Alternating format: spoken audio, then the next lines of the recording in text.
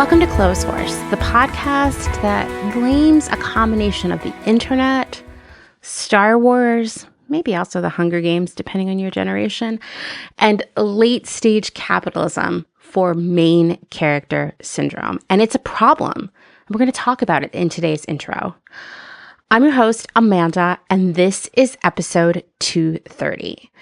Main character syndrome is an internet term or like a social media term, and it refers to the tendency to view oneself as the protagonist of their own life story, aka the main character, often at the expense of others, and it can be associated with self-centeredness, a lack of empathy, sort of just this like self-absorption, right?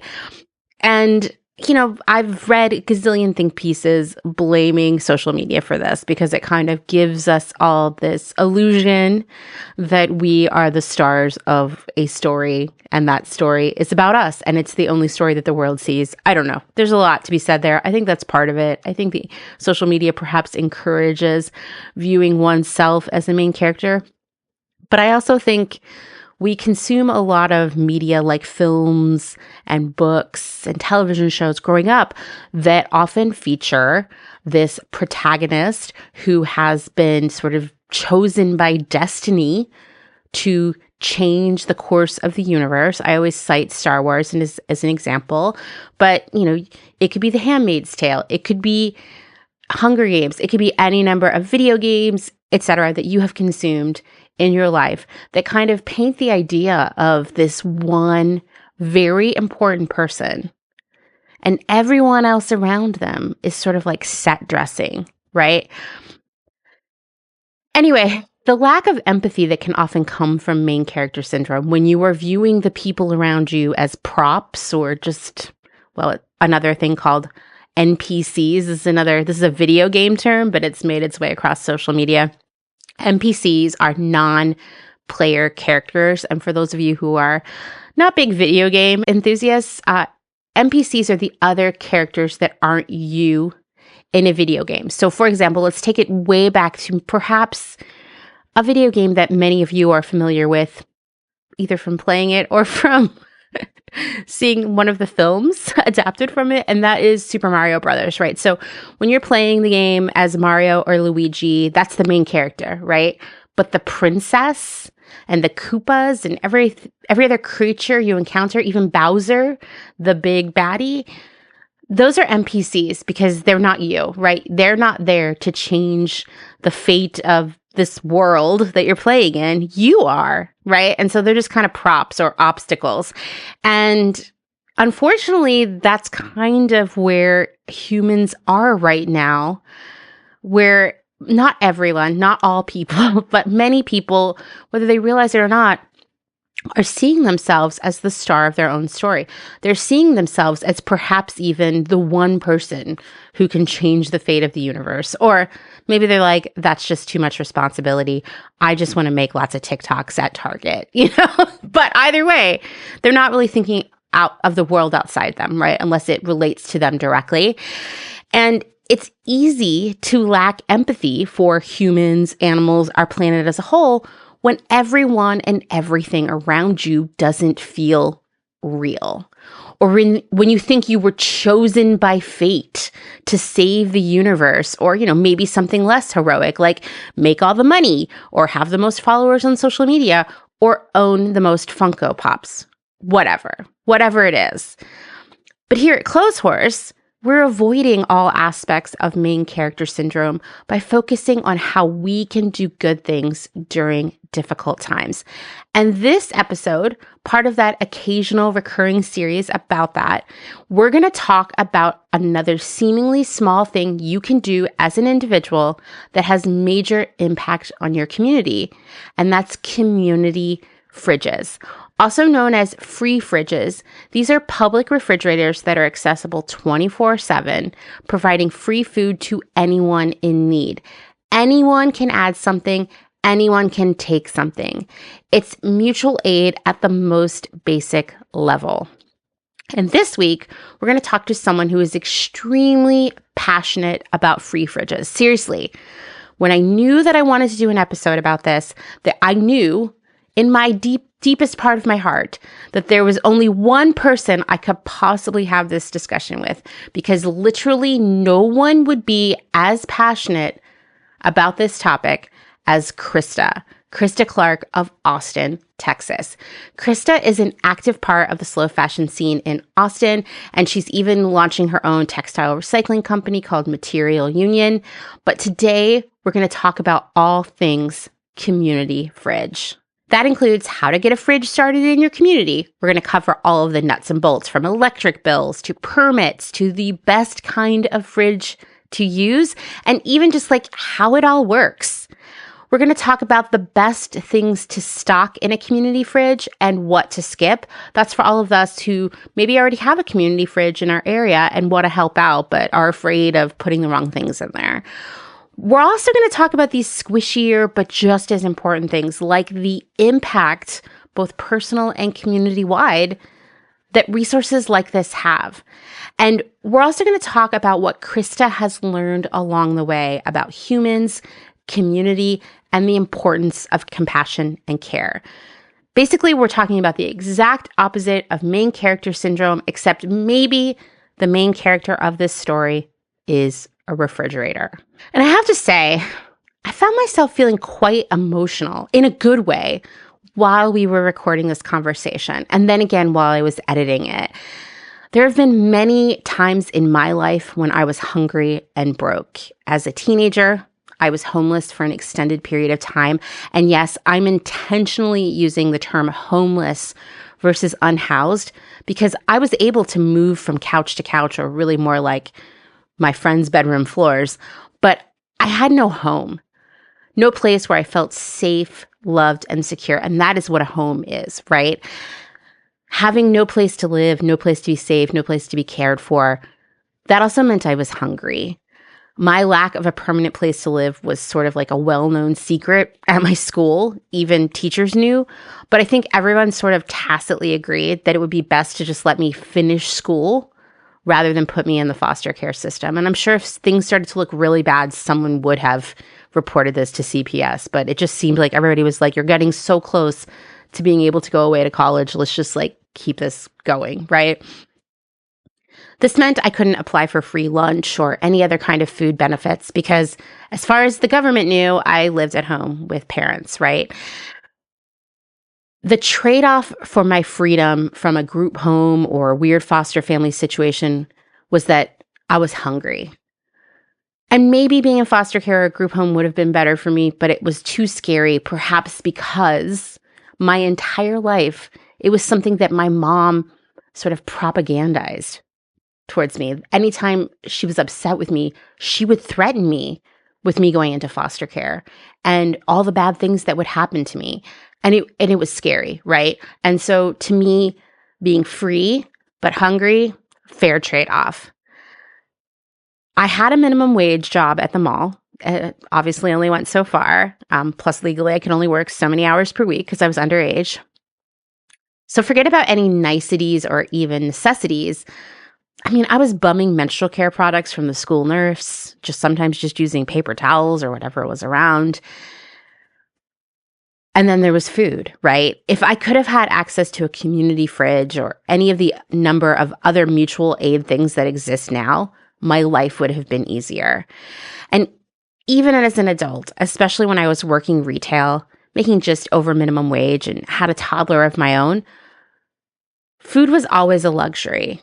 For obvious reasons, feeding my kid was a priority, right? Which sometimes meant there was nothing left for me.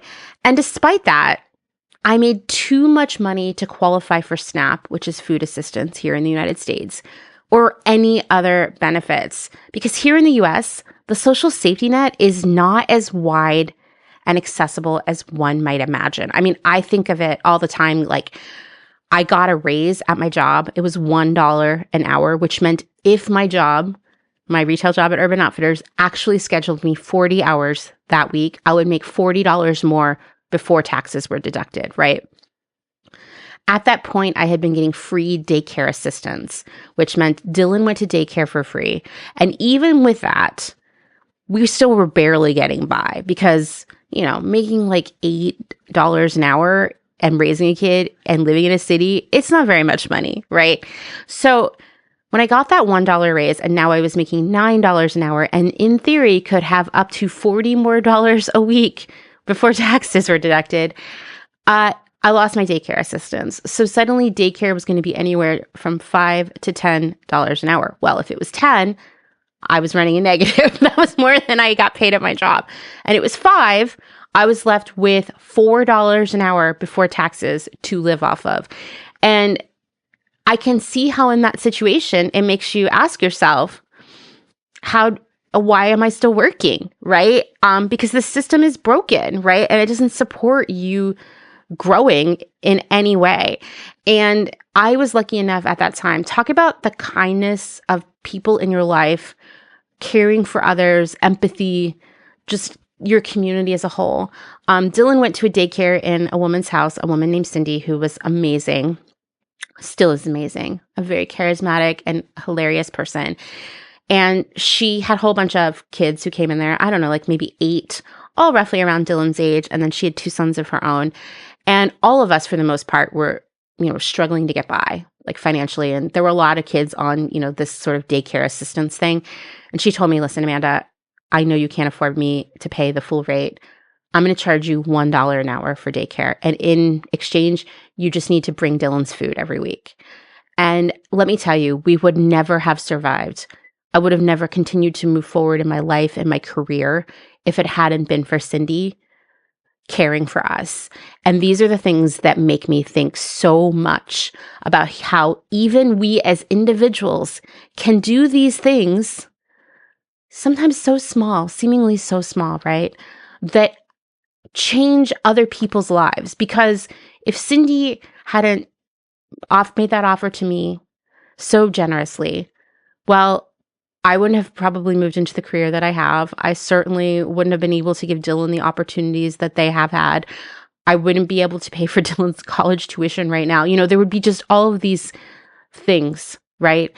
And I'm just so grateful for that. And I tell you these stories not to make you feel bad or make you feel sorry for me or anything like that, but rather to just illustrate for you the humanity that exists all around you and how we fit into that, right? How we can help others around us and be kind of aware of what's happening around us, because sometimes people who are hungry or struggling or afraid or don't have anywhere to live, they're not obvious, right? And I think that, unfortunately, a lot of the myths around public assistance, around poverty, around all of these issues, they create this sort of caricature of what poor is.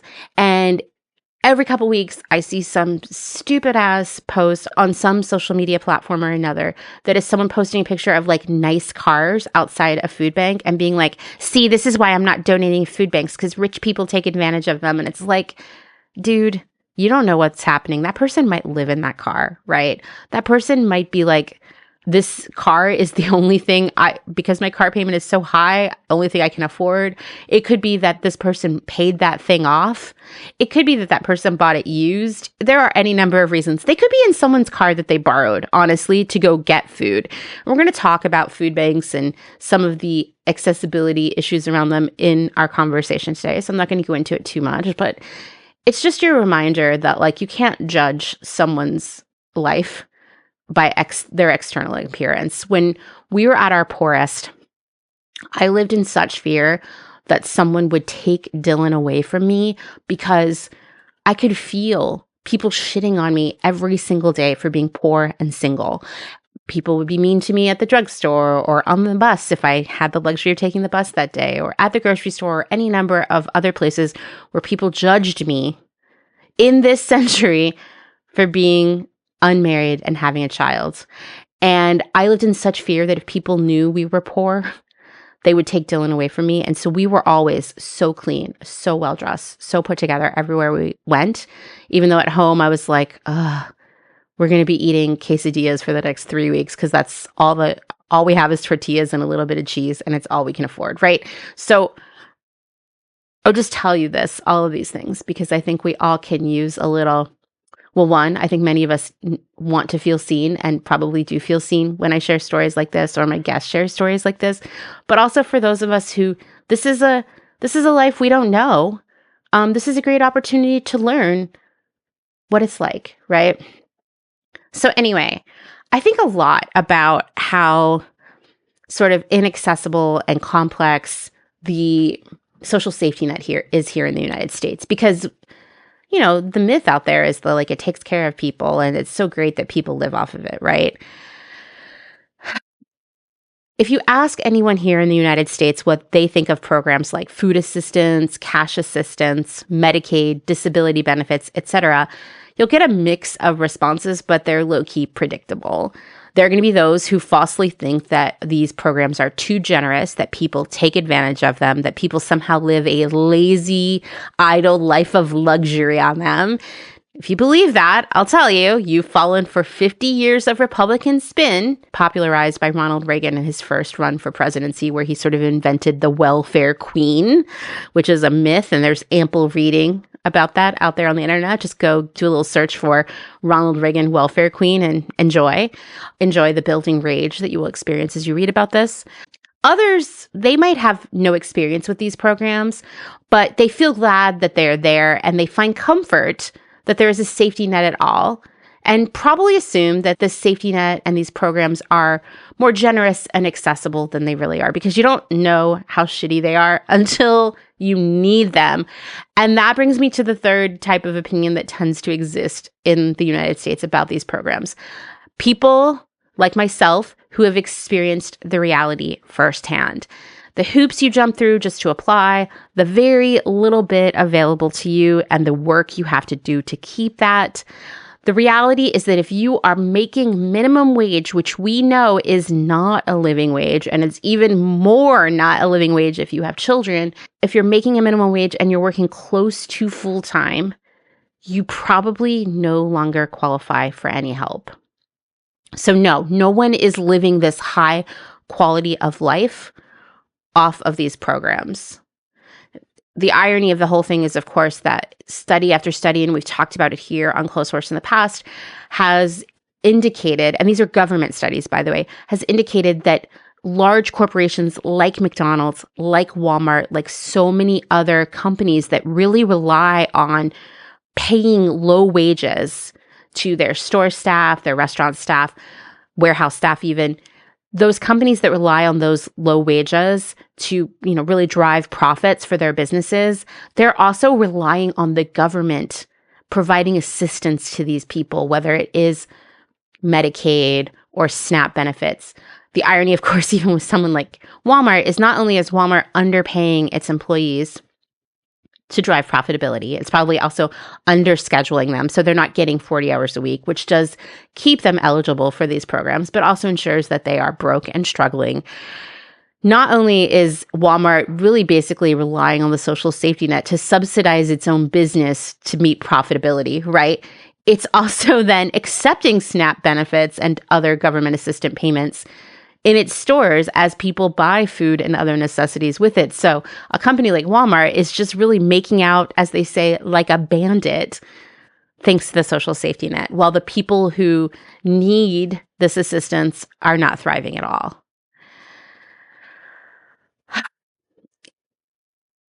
Early humans lived in communities because it increased everyone's chance of survival.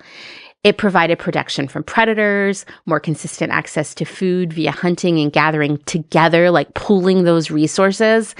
And of course, the shared care of children and vulnerable members of the community could be shared, right? And so it just made everybody safer, more well-fed, and better cared for. And everyone felt supported. And also, to be honest, even as an introvert, there's something nice about being around other people, right? Well, over time, we formed villages and towns and cities, and then eventually governments to do the same thing, pool our resources so that everyone could be cared for and protected. There have been failings in those systems. Some governments are doing better than others. But here in the United States, and in other countries, I'm sure, in 2025, so many people who seem to forget that we all thrive when we work together, They're like, hey, you should just pull yourself up by your bootstraps and take care of yourself. I don't know what happened. And like I said, maybe this is just an American thing, a Western thing. I don't know. But individualism is the name of the game, aka, if you want to give it a more internet cool name, main character syndrome. It's basically like trust no one, isolate yourself, look out for yourself first. When someone else needs help, it's probably their fault. As someone said in a comments section on a post of mine on Instagram recently, it's probably because these people made irresponsible decisions, which I could talk about that for like 3 hours. You probably don't want to hear it, but I can assure you that idea that others made irresponsible decisions and now they're having a hard time, that's just another example of this individualism, this bootstrap rhetoric that we've all fallen for so many years.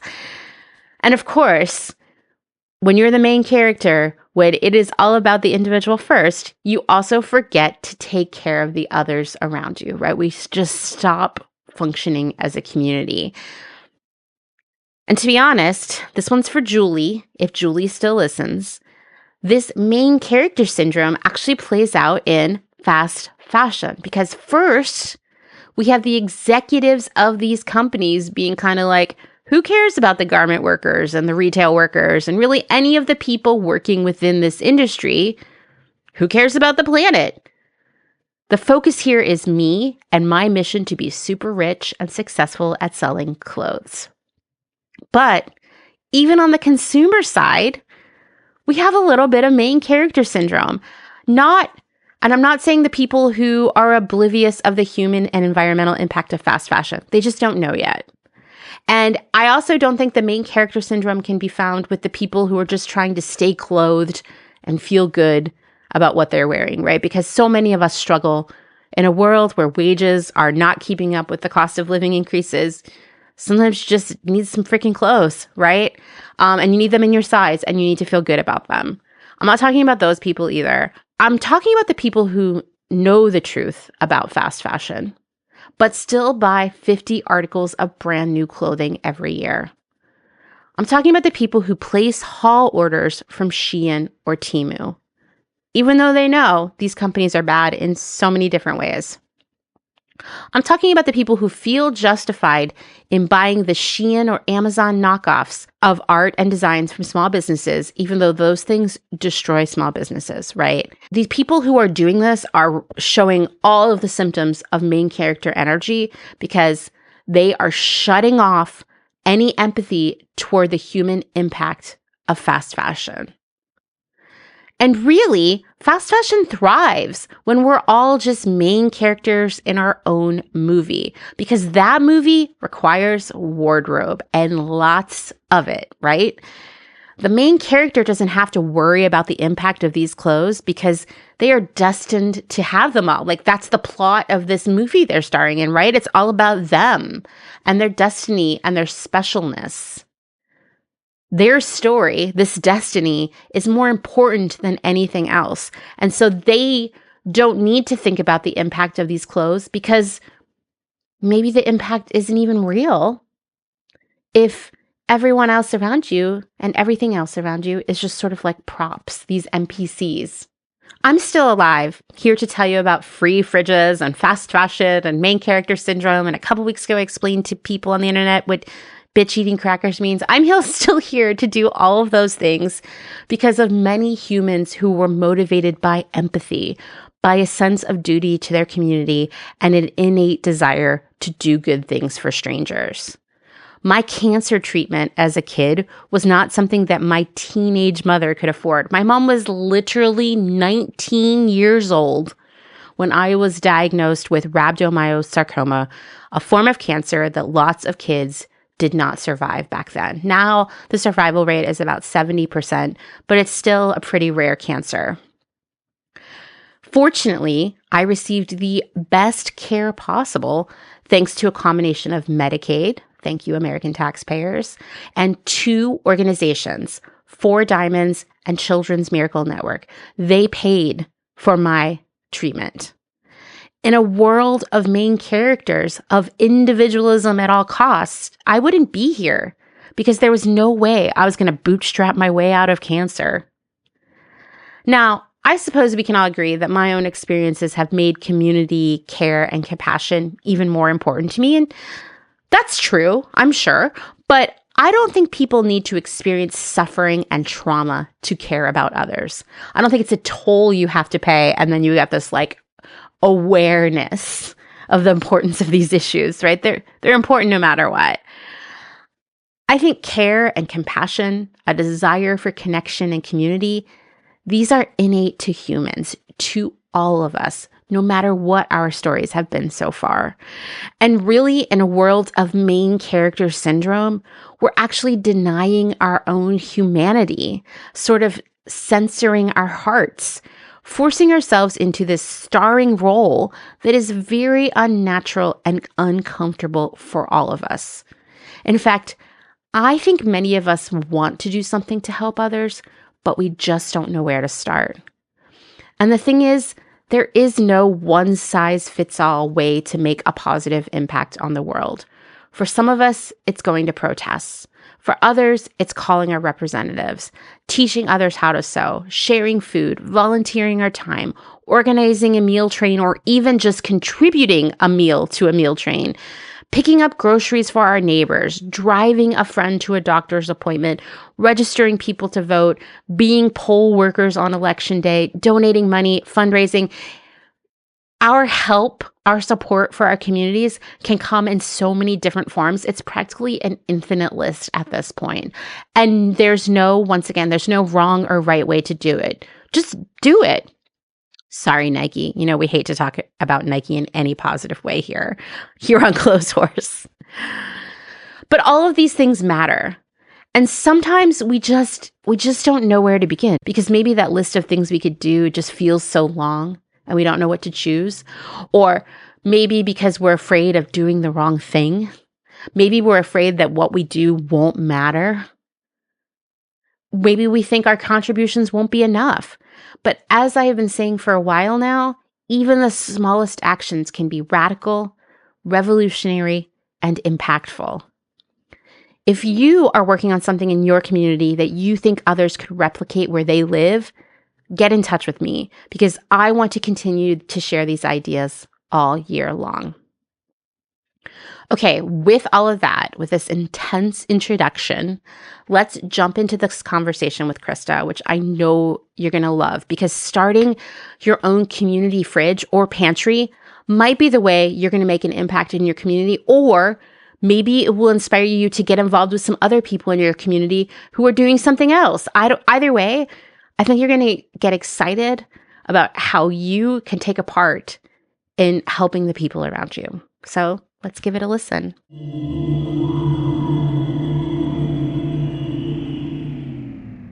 All right. Why don't you introduce yourself to everyone? Yeah. Hi. I'm Christa Clark. I live in Austin, Texas. And one of the things I do is I host a free fridge out the front of my house. I got really lucky in that I bought a house in 2020, right before the boom hit. I like to joke I bought the last affordable house in Austin. Feels real. And and I was able to get an FHA loan, and so I could actually with a small down payment secure this place. And I quickly realized what a huge need there was for the community to support each other. And I just so happened to kind of be in this golden spot where I'm on two main roads, and there's gas stations and an intersection right next to my house. And so I kind of, was like, we should do this. We should host a fridge here. And it's kind of been this amazing blooming process over the last 4 years. And I'm so excited to talk to you about that. I am excited to talk to you about it because when I was thinking about all of the different ways I wanted to show this community that they could get involved and make a difference this year in their own home, and community fridge was one of the top things I thought of. And I immediately was like, there is only one person who I can talk to about this, and it must be Christa, because the level of passion that you bring to this community fridge and just the impact it has had on your personal life. Like, I want everybody to have something in their lives that makes them feel this way, because it is like no joke. And I was like, there is literally no one on this planet who could get people more excited about community fridges than you. So I'm excited for us to share this. So why don't you start with like, okay, what got you started on your like community fridge journey? I mean, yes, you literally bought the last affordable house in Austin, which is no joke, because it is, just trust me, whatever you think it is to buy a house in Austin, it's way worse. I know that like enabled you to sort of like have the fridge, but like, were you thinking even before you bought the house, like, wow, I'd like to have a fridge someday? I mean, not a personal fridge, a community fridge. We all want a personal fridge. But like, where were you? Like, what made you like, this is the moment, I'm going to do this? I think like many people, COVID really radicalized me in this way. Yeah. And I would like to say like part of why I was able to buy the house was because I moved in with my parents when COVID. Actually, I was going to just stay with them for like a month, and then COVID happened. And I was like, I guess I live here now.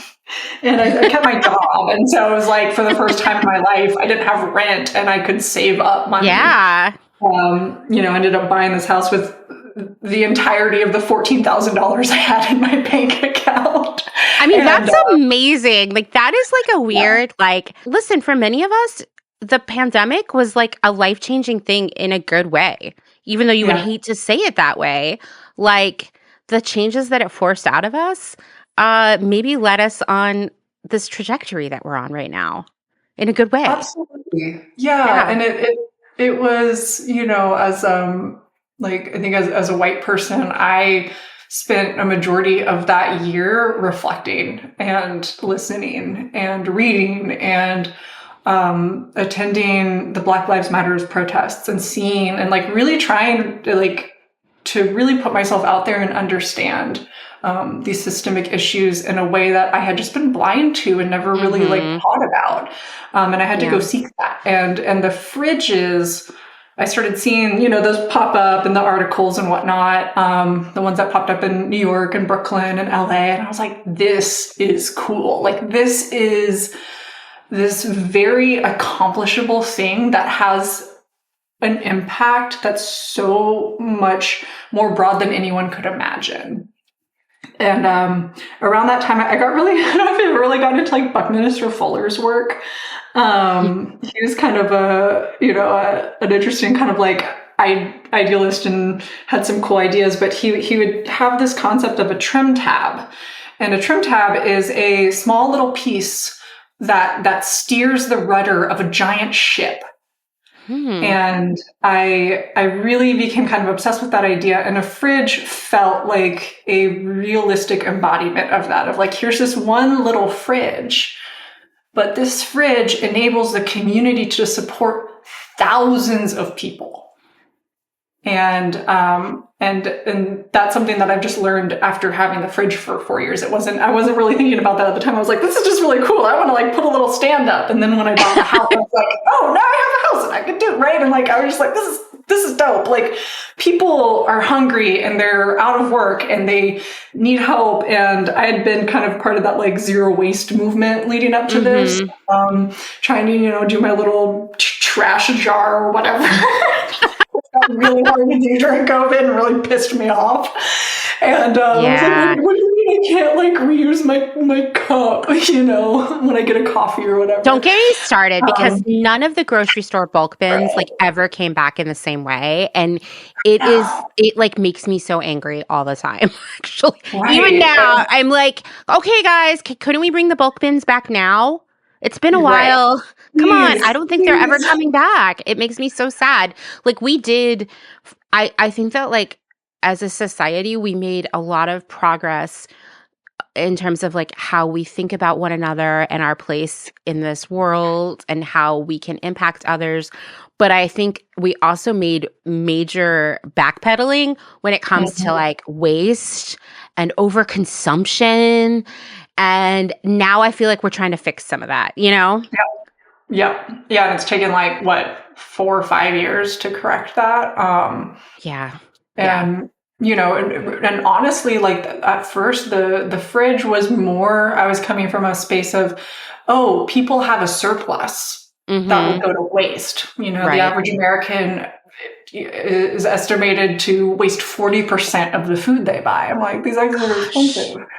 Yeah. So I was kind of like, oh, I can create this physical space where people who have too much resource, instead of throwing it away, can give it to people that need more resource. Like that's what's up. Like, this is great. And then like through getting to know the community, through having this fridge, through like being introduced to such an array of people that I would have never interacted with otherwise, like that's what then like kind of started giving me these personal transformations and like really starting to understand all the ways systemically people have been oppressed. And like, yeah. And it's like, it's just, it really has been the most transformative experience of my life. I mean, that's amazing. When you and I were talking before to like prepare for this, you actually said something that has really stuck with me. You said things are better with other people,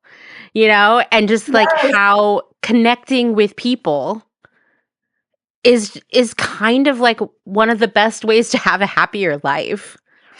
Yes, it's so true. And I went through a period of losing a lot of friends during COVID because I realized that I'd been hanging out with these people that I thought were like very open-minded and kind of like trying to be better people, and then none of them were even like wearing a mask in the height of the pandemic, or like I was like, wow, I really see like you don't care about other people, you only just care about your own personal whatever, sovereignty, or whatever word they want to use. I think a lot of us, I mean, like I definitely. There are people who I was friends with let's just say in quotes, in February of 2020 that I certainly was no longer friends with, in quotes, by December of 2020. Yeah. And it was a good thing. Those people were eating up my energy. And it turned out that they didn't care about the same things as me.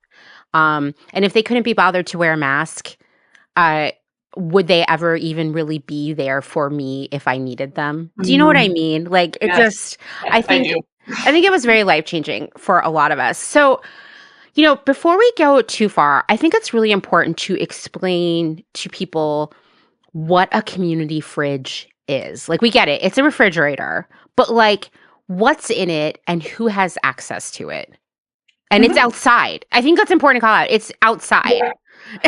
Yeah, it's outside.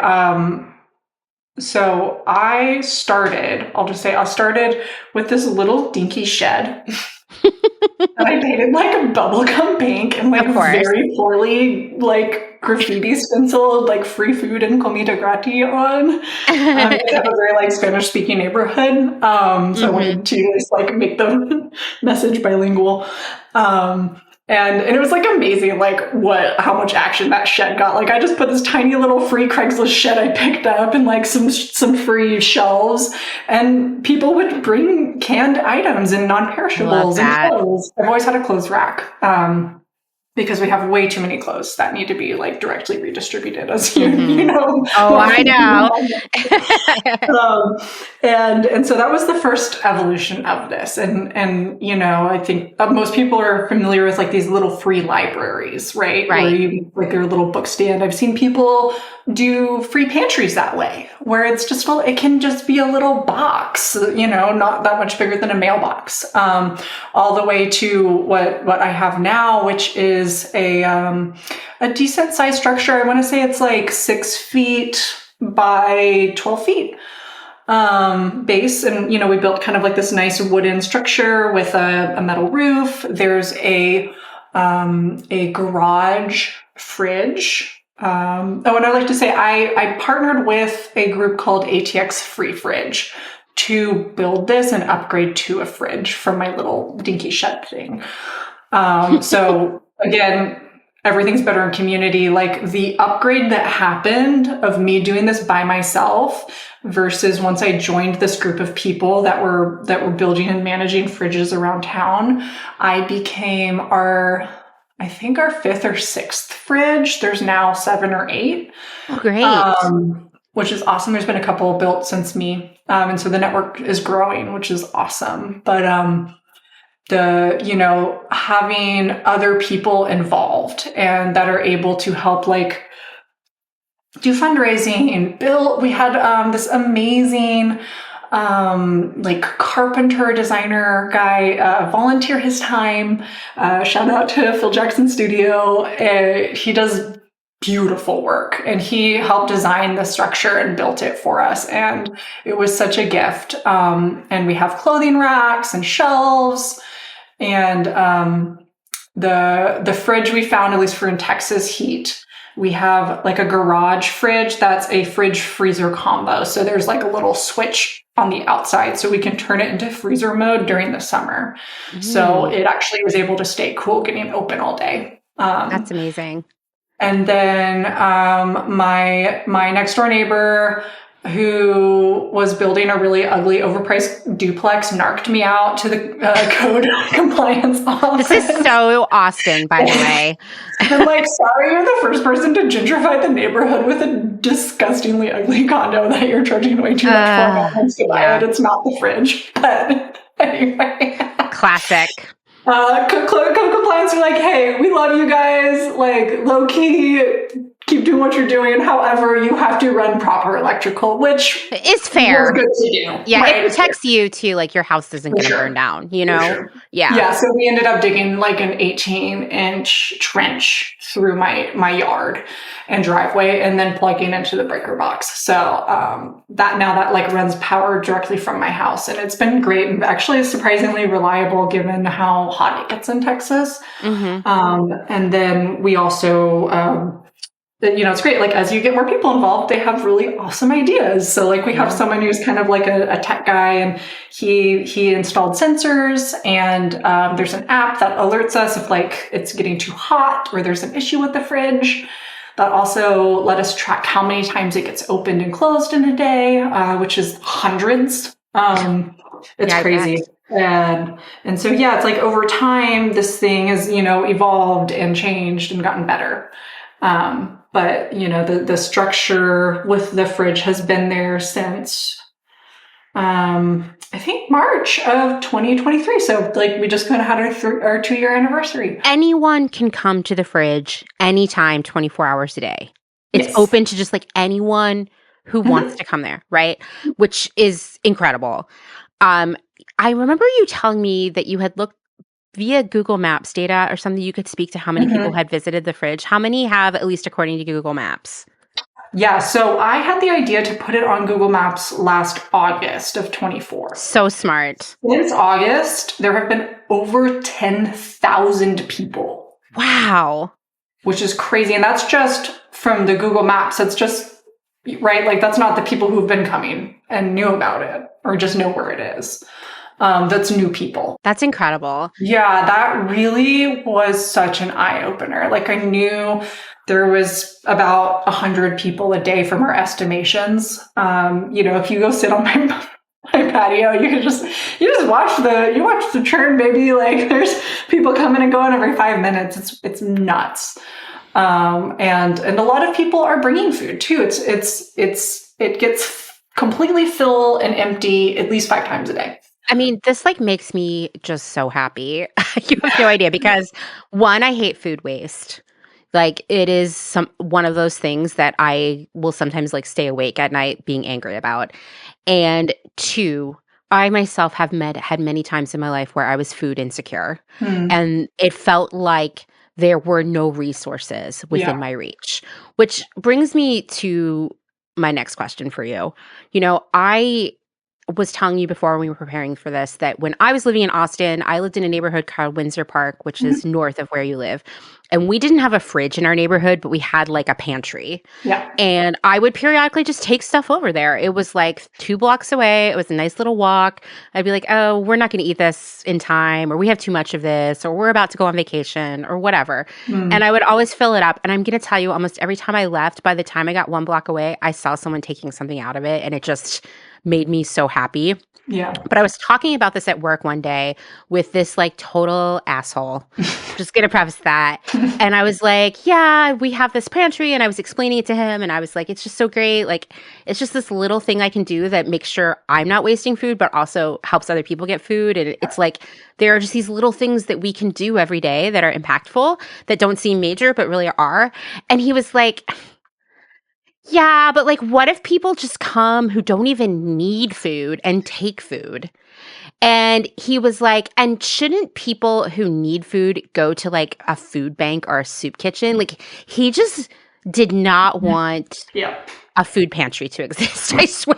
He just like, it was like the rapid fire. I'm sure you've heard these things too. Well, what if people who don't need food come and take food? What do you say to someone who says that to you? I'm like, what darkness is in your soul, bro? I know, exactly. Like that people are like, yeah, I'm gonna scam the free fridge. Like, you okay?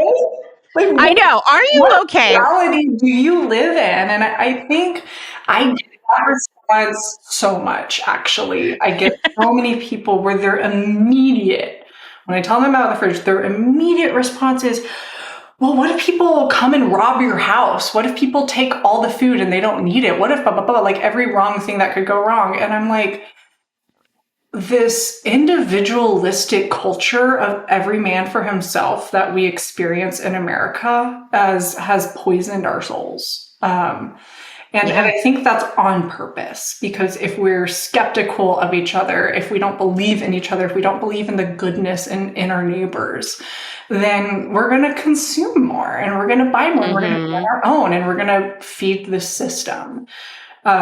Community building, community empowerment, knowing your neighbors, bartering, giving food to free fridges is like one of the most radical acts individual people can do right now.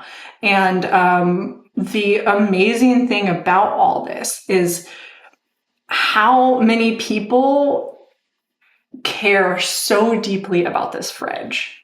I'm like, you might think, oh, it like puts me at more risk. I'm like, no, there's hundreds of people that love me and literally like look out for me. I have guardian angels that come by my house every day. I have people that they'll just come up to the door and just like check on me and see how I'm doing. Or they saw that I got, someone had hit my car at one point. Someone asked me like, did I need help with my truck? I've had people come and just ask if they could like water my plants or help with my yard because they wanted to give something back. I've heard so many stories, both through like people telling me or through notes they've written. The notes are my favorite, but how many people just benefit from this? And I've had people tell me that the fridge kept them alive that week, that they had nowhere else to turn, they had nowhere else to go. And things like this that are zero barriers are so important, because with the food banks, especially now with like the ICE raids, like you need proper documentation, you need a vehicle. It's not accessible. There are all these barriers to entry for you to get those services through, right? Like you got to go through the system. You don't have an ID. If your wallet got stolen from you, you're living on the street. If you're undocumented, you don't have access to any of the resources that are available. And so having these like peer-to-peer grown resources like the free fridge are literally life-saving for people. I've had so many people tell me like they were living in their car for a couple months and this just helped them get by. And then now that they're in a better place, 6 months later, they come back and like clean the fridge and bring a little thing, like they stay involved with it beyond needing it. And I think that's how it's able to stay full, is you have so many people who have been touched by this project and experienced these miracles. It's also amazing like how often I've experienced this, I've heard other people experience this, where they like needed this really specific thing, and you go and the fridge has like that exact thing that you need. That's amazing. Yeah, That's amazing. you know, like I remember I needed like I just wanted like some little, you know, those little like slides, like those little like plastic slides, like I wanted to have for yard work, but I'm like, I'm not gonna go buy plastic shoes at Walmart. Like, Yeah. and the next day, this pair that fits me perfectly, that are so comfy and great, like just like rolled up in the fridge, you know, it's like That is amazing. it's That like is actually incredible. a manifestation portal. Or Yeah, of plastic shoes, I guess. who are just having the hardest day, and they get there and like they get the last sandwich, you know, or something like that. Yeah. I even had this elderly couple who met each other outside of the free fridge and are married now. They're in their 70s. What? Did they have their wedding at the free fridge? They should have. They should have. Catered by the free fridge? I don't know. I'm just saying. It was like such a whole drama too, because like apparently they had met and then she'd given him her number, but then like her phone got cut off because she couldn't pay the phone bill. And so then like she was scared they were never going to meet again. So they kept leaving notes for each other through me. Oh my gosh. I love this so much. It was so cute. I finally, like a month later, saw them like roll up in the same car, and I was like, yes. And yeah, they just got hitched, like, and are living together now. And they even like brought me a plant as a thank you. Wow. That's amazing. Because I mean, I think it is like, you know, on its surface, it's like, this is a place for people to get food, but it is so much more than that. Anything we do is so much more than what it seems on the surface. And I think, you know, I just want to go back to this idea of like the barriers that exist for people to get food right now, because at the beginning of the pandemic, you know, I lost my job among many, many other people. And like the systems that exist in this country are not made to handle helping people, unfortunately. Like, this is the reality, right? I have been on food stamps. You have to jump through a million hoops and they'll give you $10 for a month, and you'll be like, how? That's like not even food. That's like $10. So what am I going to do with that? You know, getting cash assistance is even harder. And at the beginning of the pandemic, for like a year, the unemployment systems here in the United States were just underwater, because here in the US, your unemployment insurance, which is the payments you might get if you lose your job, are administered by your state. And so some states had like a better technological infrastructure than others. Here in Pennsylvania, it was pretty bad. It was actually way worse in Texas, where you live, because I believe you had to apply via paper. Oh gosh. You had to go get a paper application and fill it out in a time when like government offices are closed, right? And people are broke and struggling. So all of these sort of like community mutual aid groups formed around helping people get their unemployment and get through it. And everyone in the group was unemployed, right? So here we all are, we're in this group trying to help each other out. And I was helping all these different people apply for unemployment and coaching them through calling and just helping them figure stuff out. And, you know, one of the things that would come up constantly in these groups is like, I don't have any food. And people would be like, go to the food bank. And they would be like, I need gas in my car to go to the food bank, and I don't have any money for gas to go get food. And so then we would be like Venmoing people money for gas so that they could go to the food bank, right? Or people would be like, my food bank only lets you come once a week. I already went. I'm out of food. I don't know what to do. You know, and it was just like people being like, I will deliver some stuff I have for my house to you. Don't worry about it. Like, these mutual aid groups formed basically to help people in a way that like the social safety net just was not and still does not, right? So when I hear people say like, well, it's not my job to feed people, like that's what we have like the government for, or that's what we have food banks for, or that's what we have churches for. I'm like, I want you to understand that actually, if you are a human, it is your job to care about other humans. Yeah. And right now, we don't have systems in place that protect people. Right.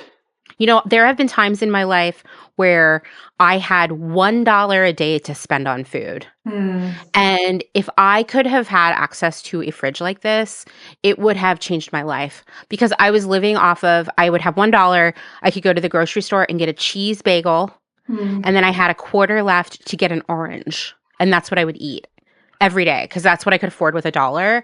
And I was full-time employed. Wow. You know what I mean? Like, this is what it is to live in the United States, where people who might be, I don't know, sort of like invisibly struggling around you. Mm-hmm. And what I like about this idea of the free fridge is that anyone can just walk up and get something.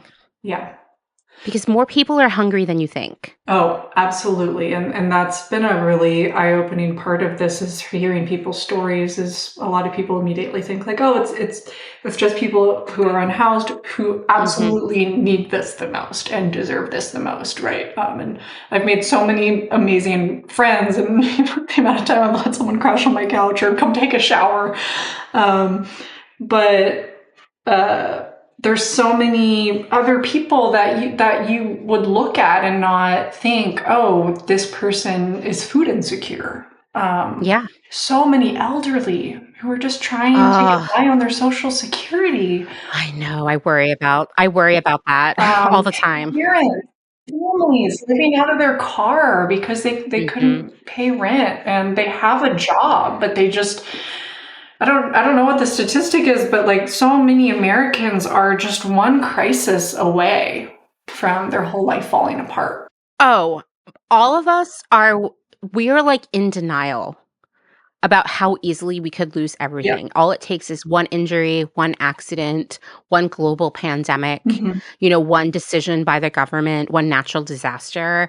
And when I hear people kind of like shitting on people who need help, I want to just like grab them and shake them and make you like be like, listen, you have more in common with people who can't get enough to eat than you do with billionaires. Like, you need to just shut up and like open your heart, Yeah. And like it's so frustrating. It's sad because then, it's like, I'm sure you've experienced this too. You said like this whole mutual aid group was all people that didn't have money or have jobs, and they're the ones supporting each other because they get it. They get it. They're like, I know what it's like to not be able to afford diapers. I'm going to bring you diapers. Like, this is the thing. I remember, when you're kind of growing up, like and you're a kid, like you are maybe aware of a certain level of like economic differences out there. And you might have an inkling that your family has less than others or more than others, but you might not either, right? Because you only see a little bit of the view every day. And I remember in middle school, there was this substitute teacher that we'd all had for years. The same substitute teachers would show up like throughout middle school. One day they'd be teaching math, and the next day they'd be like in history, right? And we had this one teacher named Mrs. Michaels who we'd had forever. And everybody was like, Mrs. Michaels is so mean. I hate her. And she smells, and she's frizzy hair, and she's a real bitch, whatever. People hated her. I was like neutral on her. I mean, whatever. She's a substitute teacher. Kids are assholes. She died when we were in high school. And it turned out they found her in her car because she had been living in her car for years, including when she was substitute teaching. And, you're like a kid, and you just assume all teachers live at home and they have like a white picket fence. They probably have a dog and a husband and kids and like a nice house, right? You just assume because they're like teachers. And that for me was like one of the first realities that like people are suffering around you and you don't even know. And it might be people that you don't expect. Of course, now I'm an adult and I'm like, oh man, the substitute teacher circuit sucks. And I have plenty of friends who struggle to make a living as a teacher, much less a substitute teacher. But like, as a kid, I didn't know that. You just assume like teachers must be like rich or something. I don't know.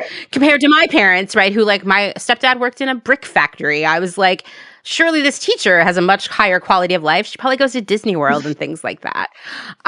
So I just like, I say that again to just reinforce to everyone who's listening that there are people around you who are hungry that you might not even have guessed, and that's why I feel like these small things like starting a free fridge are actually so radically impactful, way more impactful than you might think, because I think we tend to think like, oh, the only way you can like really have an impact is if you're like the leader of this huge organization and you have all these people following you and Mhm. there's all this money exchanging hands and all this critical mass of humans around you. But literally one fridge, 10,000 people visited in a year. Like one thing impacts all these people. Yeah.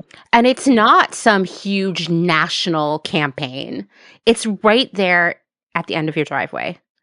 Yeah. And Just in 6 months. it's just in 6 months. Exactly. I mean, that's incredible. Okay, Jesus, like, Yeah, yeah, exactly. that, right?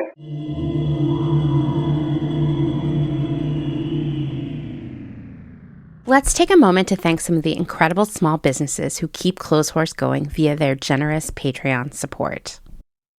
Spokes and Stitches is a size-inclusive pattern making and sewing studio based in Philadelphia, Pennsylvania. Pattern maker Ruby Gertz teaches workshops for hobbyists and aspiring designers so that anyone can learn the foundational skills of designing and making their own clothes.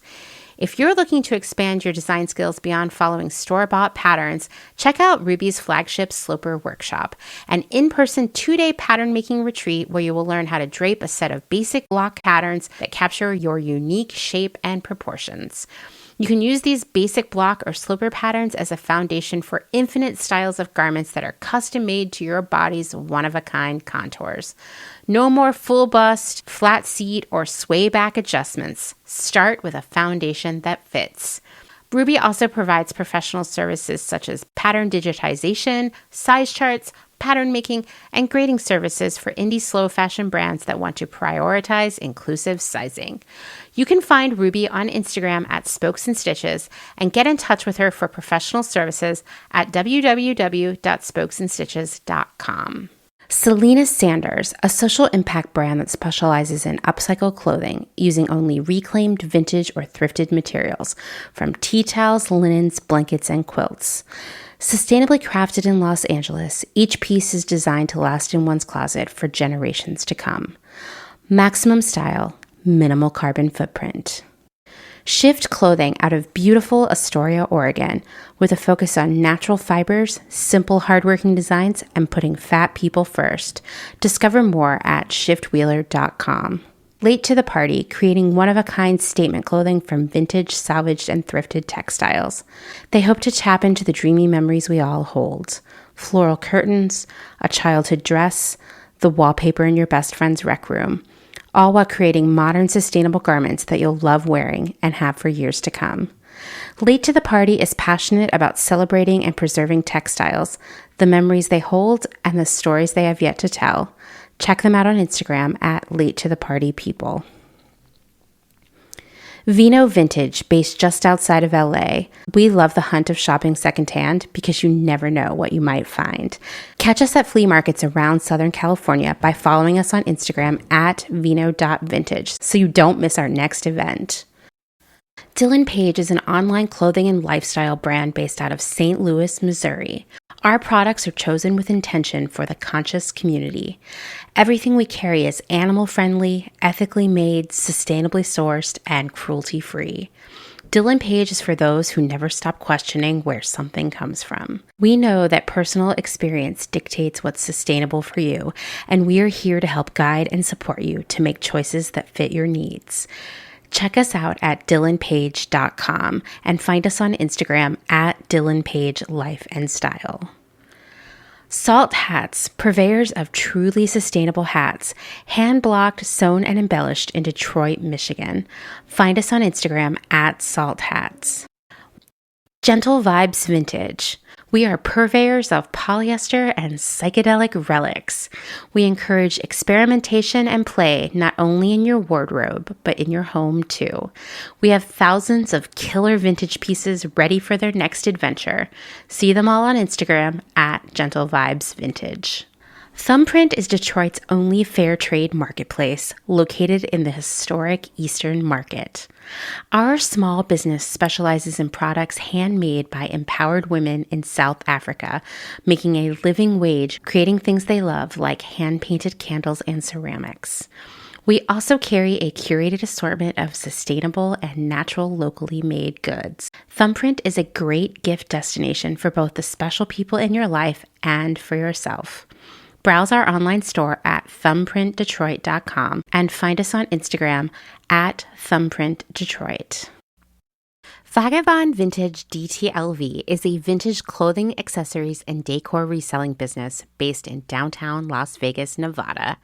Not only do we sell in Las Vegas, but we're also located throughout resale markets in San Francisco, as well as at a curated boutique called Lux and Ivy, located in Indianapolis, Indiana. Jessica, the founder and owner of Vagabond Vintage DTLV, recently opened the first IRL location located in the Arts District of downtown Las Vegas on August 5th. The shop has a strong emphasis on 60s and 70s garments, single-stitch tees, and dreamy loungewear. Follow them on Instagram at Vagabond Vintage DTLV and keep an eye out for their website coming fall of 2022.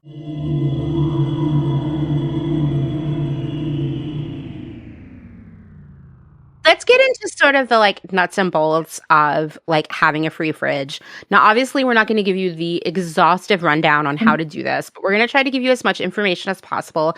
And I know you said before, Christa, that if people did have questions, they could reach out to you. Yes. And I low-key hope that lots of people reach out to you because I am so excited about this. So first things first, in terms of a fridge, is there a special kind of fridge that people should look for, or can any old fridge do? Yeah, so we found, especially for Texas, those garage fridges that are a fridge freezer combo are the best option because of the heat, right? Correct. And I've been thinking I would love to put kind of a little how to start a free fridge kit together. That's something I have ambitions of different things to improve the project, and then it happens. But yes, please, if you do have questions, reach out, and that will help me kind of better put together information I can disseminate and give out to people. And how did you get your fridge through the group in Austin? Yeah, we raised money and they paid for everything. And see, I think you could, if anybody's listening and you're like, okay, well, I want to do this, I think that you could have a fundraiser to get the fridge. Oh, absolutely. I think everybody would be stoked. We always have a surplus of money, actually. Oh, good. People love the fridge. We don't have a hard time fundraising for that. And these fridges themselves, I want to say they were $800. That's not that bad. That feels like you can raise that, know? Easy. Plus, some get someone who's handy, get some scrap wood donated, right? You can build this affordably. I would also say the scratch and dent sale websites are great because it's a brand new thing. It just got a little ding dong on it, and it's cool, who cares if it has a dent? It's probably gonna get a dent anyway, right? Yeah, exactly. I mean, my life hack is that when you need things like that, look on Facebook Marketplace first and find it secondhand. If you can't, Best Buy is a really great place to buy things open box, which means someone bought it and returned it. Yep. And low key, I don't get it either, but people are returning fridges and stoves and washers and dryers nonstop. Actually in San Antonio, I think it's in San Antonio, maybe it was in Houston, we went to a whole Best Buy outlet that was just appliances that people had returned. And it was insane. And so there are ways to find these things pretty affordably. And I think if you told your neighbors that you're going to do this, they're going to want to support it. Mm-hmm. Some people, maybe it's because they're yeah, I really want to help people who are hungry. Other people might be okay, great. I'm so tired of throwing food out. This is amazing. There's a way to spin this to get everyone involved. Absolutely. And next door, for all the drama it can cause, it's a great way to let people in your neighborhood know about this resource. Totally. Or if you have a local buy nothing group for your neighborhood, that's another good group of people to engage with. Out here where I live, Christa, I'm going to tell you, as far as I can tell, everyone on Nextdoor is on it because they were booted off of Facebook. Just to give you an idea of the kind of stuff that people are saying on Nextdoor, it is disturbing. Yeah. Some people are there looking for love. Some people will be well, my hot take is we don't hit kids enough these days. And you're what does this have to do with anything? I just wanted to know where that fire truck went. Yeah. So out here, my next door is not, it's not a group, I would work with him. But here in Lancaster, we have a Facebook group. It's like it's like a mutual aid group, basically, Perfect. where Yeah. people are like, I just moved out of transitional housing. I need these items. And people are like, I have this, I have that. And they get dropped off, right? So like a group like that would be good for starting a community fridge. Yeah, or even finding if there's already one nearby. Like you might be surprised. Maybe there's people You might be who have that. surprised. Yeah, And that way you exactly. can then just contribute. I'd also say people who, if you have surplus money and you find out about a fridge or a pantry, like it can be as easy as buying some extra water bottles when you go to the grocery store. Or, if you have extra time you want to volunteer, maybe like call around to some food trucks and see if they're willing to donate some leftovers once a week. Or, we get people who work at coffee shops and they'll bring all the muffins and breads that they were going to literally throw away. That are Literally, yeah. Right? Like there's so many ways you can be involved in this. If you have time or money or just like want to throw down an extra $5 a month, you can still make such a huge difference for people. Absolutely. It doesn't have to be like a full-time job. Yeah, exactly. And that's the miracle of this is I'm actually, as the host, I put in a very minimal amount of hours into this. Like I go and I check the trash at least once a week. I try to do it more. I'm taking my bins out. And when I go to the grocery store, I'll grab a couple extra things. Or sometimes I'll have friends over and we'll make sandwiches, which is so fun. Like just a great way to build community and get to know the people around you. I actually didn't know any neighbors until I built the fridge part of this, and we had like a little like grand opening, and a bunch of neighbors came over, and I was like, oh my gosh, hi, like wow, it's amazing to know the person that lives across the street from me that I've lived here for 3 years and never met. Like what a concept, Yeah, no, I mean, there was this guy who posted on Threads a few weeks ago, and I wish I had screenshotted it because he was like, I hear people talking about community, but I literally don't even know what that means. Like, are you telling me that people actually talk to their neighbors? And I was like, this is the sad world we live in right now. We have become so, and it's by design. If we're sad and lonely and don't trust one another, then we buy more shit, right? And I think of that, and it's easier to dehumanize people when you don't know them. And I am just so sad that I think the pandemic, for all of us who it radicalized, right? There are also a lot of people who it sort of segmented them away from society more. It isolated them, and it's like we need to like bring all those people back into society. Absolutely. So, and I get how I'm an introvert. So the first like year of the pandemic, I was like, oh my God, I'm an introvert. I just realized it. This is amazing. I'm so happy, but we got to get back out there, So I think that's a great. So, one thing I did want to just call out here is like going back to the pantry that my neighborhood had. If like a fridge just doesn't work in terms of like, I don't know how you could wire it or the geography of where it is, or you're just like, this is too much. In my neighborhood, we basically had what looked like a little cabinet on the side of the road. And it was, people would put dry goods in there, right? So like, nobody's putting milk in there, but like there were pastas and soups, canned items, cereal, like that kind of milk that doesn't need to be refrigerated, and like oat milk and things like that. So you could start with something like that as well. Yeah, absolutely. And just like start small and build from there. I'm so glad I did the little dinky shed first.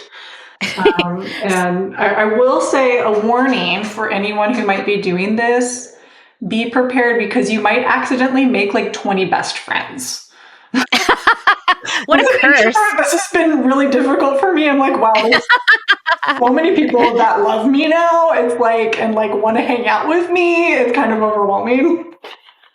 Yeah, I know it's hard to be loved, right? It is. and also I noticed the quality of the connections and the friendships I was making through this work. Because think about it, there's like, I think we've all experienced like, oh, you make friends because you go out drinking or whatever. You go to dinner. And that's the extent of your relationship.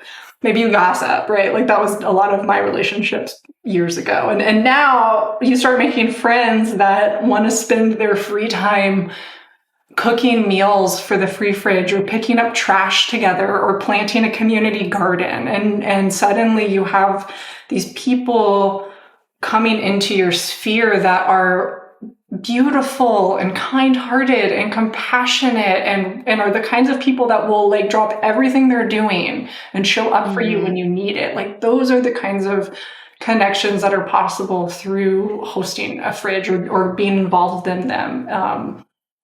The kinds of people that are regularly showing up to support this project are like the highest quality people, right? You know? Yeah. So yeah, absolutely. You might even fall in love, you know? You might get married at the community fridge. There's no telling, but it could be the first day of the rest of your life, you know? A little story of mine, actually, if you want to hear some tea, is last year I was starting like a little community garden, and unfortunately my first batch of like putting little seedlings out in the community garden in front of the fridge, someone dug up all the plants. Like, oh, rude. Yeah, you know, that stuff happens. It's okay. Yeah. I spent $15 on them, right? But I was like, okay, I like had to put a sign like, please don't take the whole plant, just a basil leaf, you know. You'll miss them now. And I posted on Instagram, and like, you know, this guy saw it and he just DM'd me. He's like, hey, I'm going to the garden center later. Like, I'll grab you some. And I'm like, oh, okay, cool. Thanks, random person. That's so sweet, you know. And then like comes and drops them off at my front door, and I open the door, and I was like, oh, like who? This is a very like attractive person. Like, who are you? You know, hello. You literally just showed up on my doorstep. And you know, and then through that, like, he's become one of like the most special people in my life. Like, we really forged this beautiful like friendship, and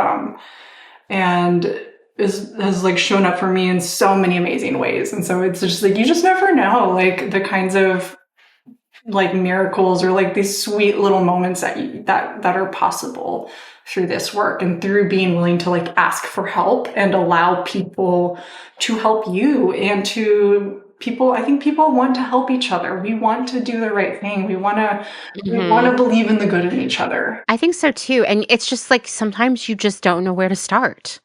Mm-hmm. You know, people want you to tell them what they can do to help. Yeah.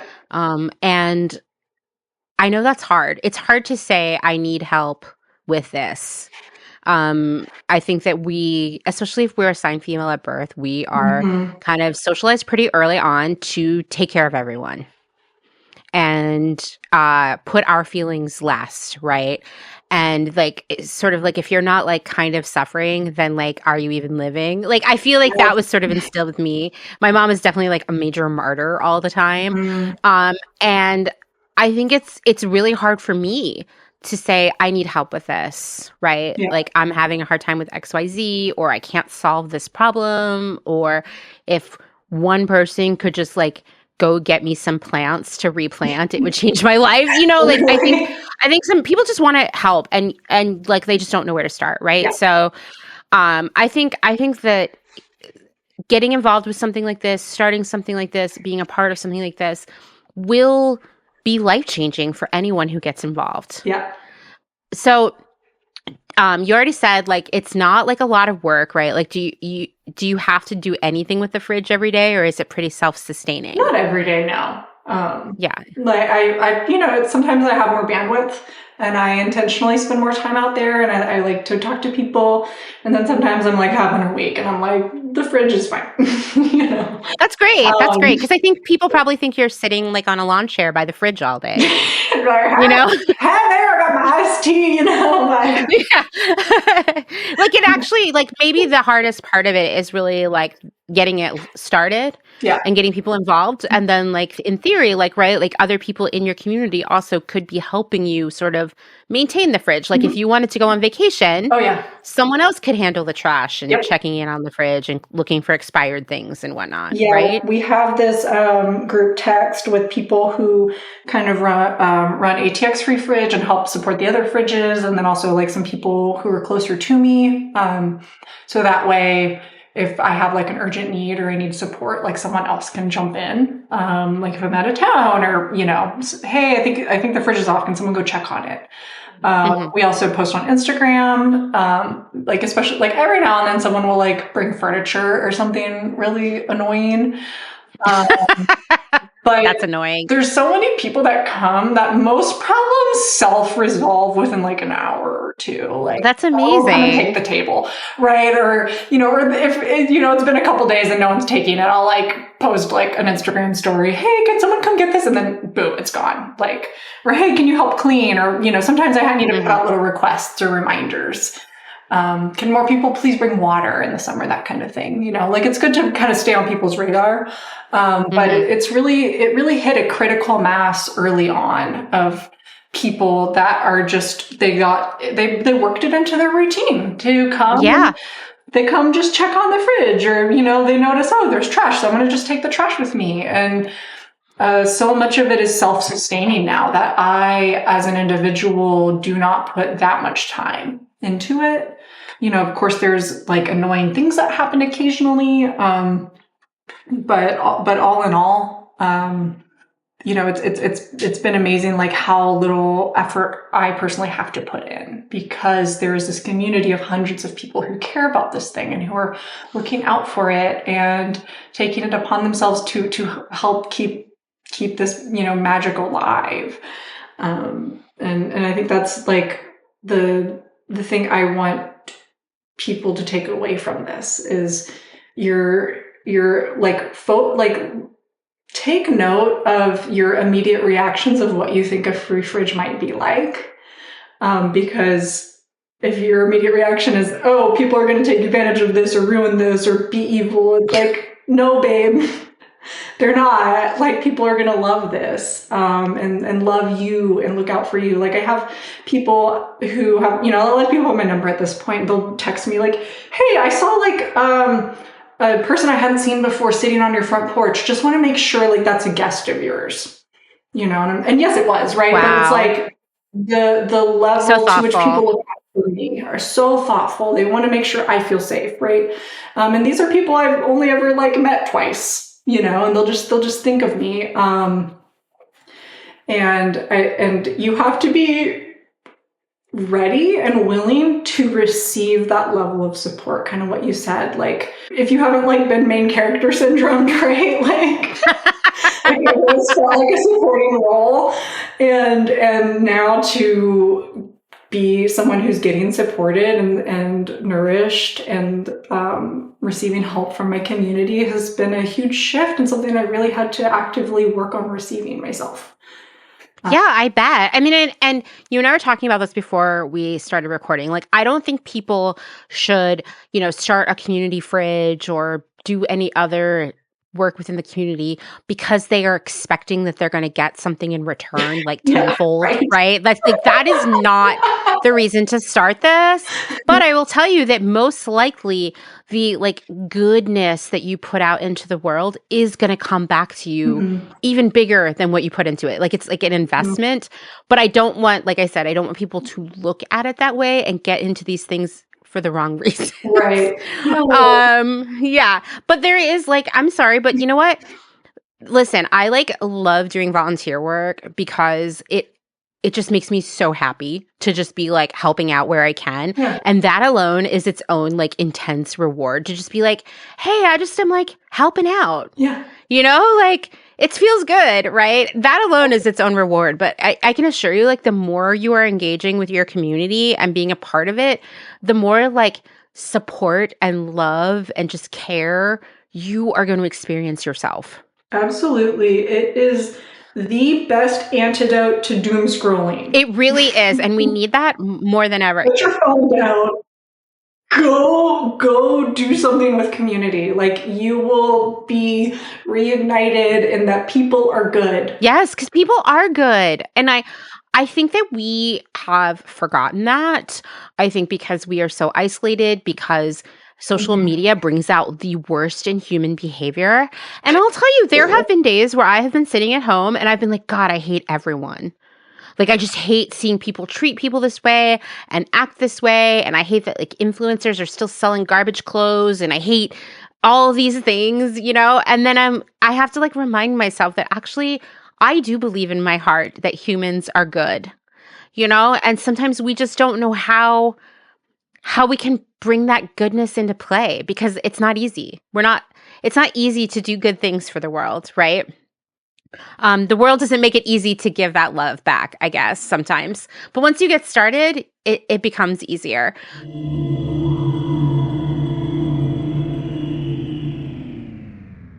If you're enjoying this episode, then this is a great time to remind you that my work here at Clotheshorse is made possible by the support of listeners like you, just like NPR, and these great small businesses. Please go give them your support.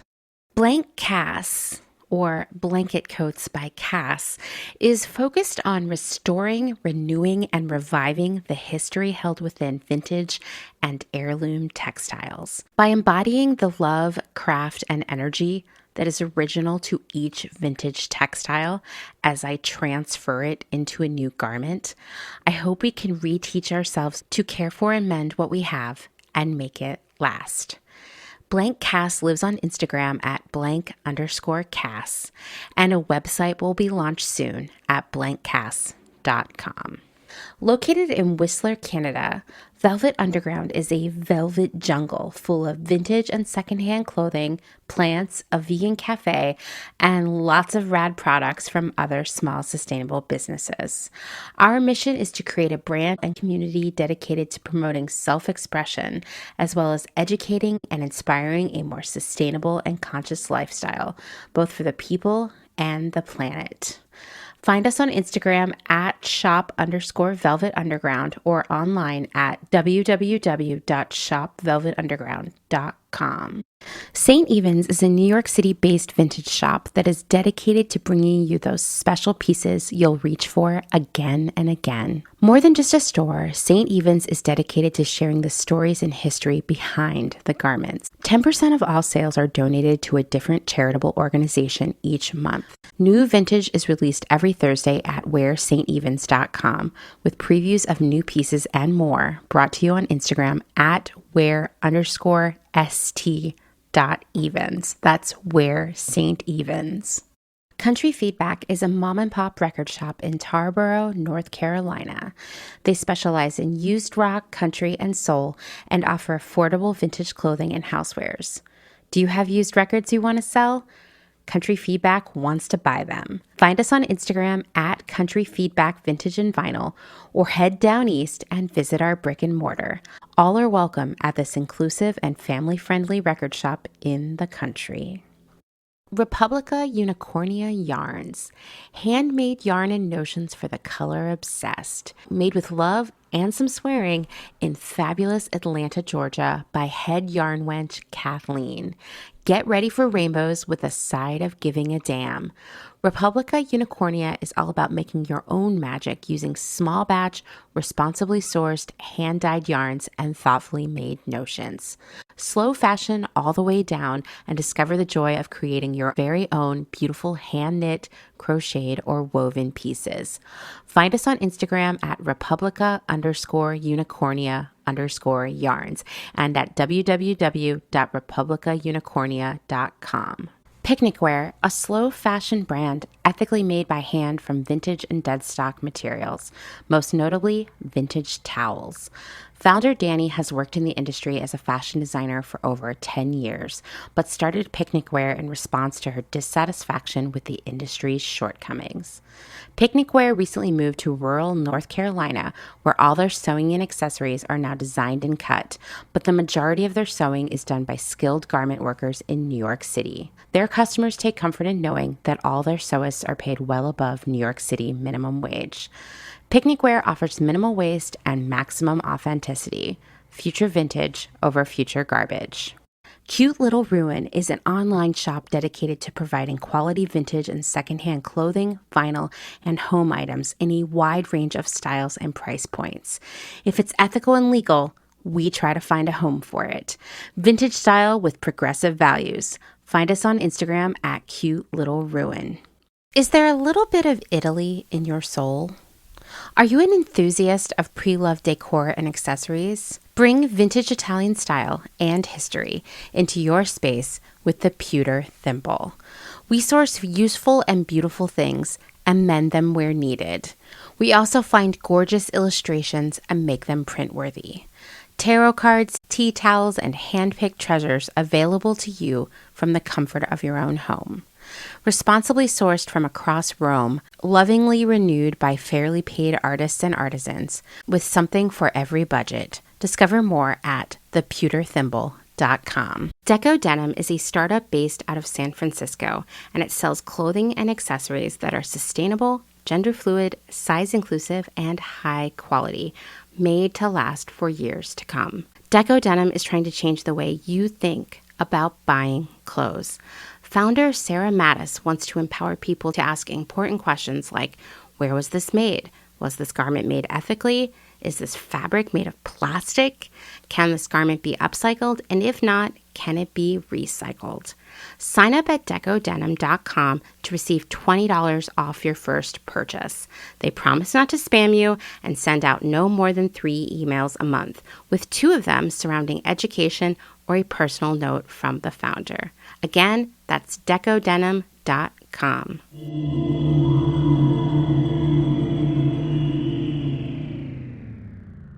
Did you need any, I don't know, a permit or a license or anything for your refrigerator? Because I know someone's going to ask. Not in Texas. Obviously, yeah. Texas is sort of like, we'll let you do anything, except get an abortion, but we'll let you do anything else, you know?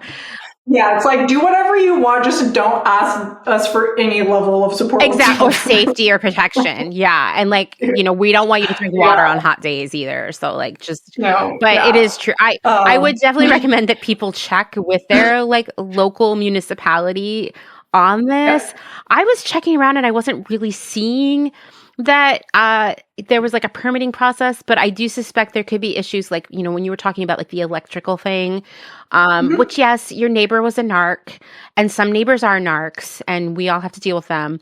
But ultimately, it was probably a good thing to get things wired up properly. So. Oh yeah, it was. We were going to do it either way. It just had to happen a lot sooner than me. Yeah.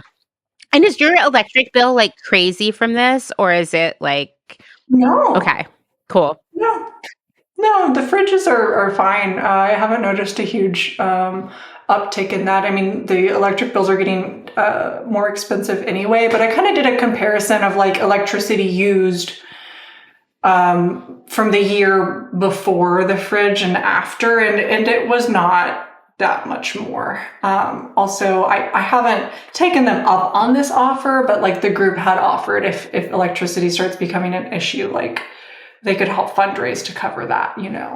There's options, right? Yeah, definitely, because people you can ask people to help. Yeah, just ask people for help. It's so true. Okay, so at your fridge, obviously people can get food, but you've talked about some other things. There's a rack of clothing there. What else do people leave there that gets rehomed with other people? Oh, the creativity. I'm sure. So much. I mean, we get lots of kid stuff, lots of toys, all the little baby shoes. I love shoes, clothing. I'm the only one in Austin now that does clothing. The rest of the fridges, a lot of them are maintained by a business or something, and it just wasn't as feasible to have a larger situation with clothing and home goods. Mm-hmm. Mine feels more like a little store. A little free store. I love it. But it's donate your clothing, or people are moving and they have extra plates, cutlery, lamps, little household items. That's so helpful, especially for people that maybe have been unhoused or living in their car, and now they're moving in somewhere and they need that stuff. I get a lot of, I'll also just personally go out of my way to help people I know who are getting in a housing situation. I'll ask for donations for that. But I found those things are really helpful and usually disappear pretty quick. I believe it. And plus I think what's that, the stat, only 30% of what we take to Goodwill actually gets sold to someone. The rest is going overseas to landfills. So being able to directly donate clothing that's in good shape and it going directly to your neighbors is such an amazing way to combat clothing waste. Just to like bring in an aspect to the rest of your podcast. No, it's so true. I mean, I talk about this all the time. Like the goal when we rehome things should really be like to get it to someone who's going to use it. And these things, even just like cutlery and dishes, lamps, what have you, the odds of them being resold locally are pretty slim if you give them to the Goodwill. Whereas absolutely, someone who is living in their car is going to be so stoked to get some utensils. Someone who is moving into a transitional housing situation needs literally everything, you know? Yeah. It ensures that someone really does get and wear those clothes. And this, you know, obviously for you are lucky because where you live, most of the year it's pretty, I mean, yeah, it's unbearably hot. And then there's that few weeks where it's horribly cold. But in general, the weather is pretty consistent. For people who live in other areas, like you definitely, I mean, you have a structure over your fridge and stuff. I would advise that for people. Like you need some sort of shed kind of situation, right? Because to protect it from the elements. But I think you could be doing so many things that will not only help people out, but will keep stuff out of the landfill. And that's like a double win. Like you cannot underestimate the impact of that. Right.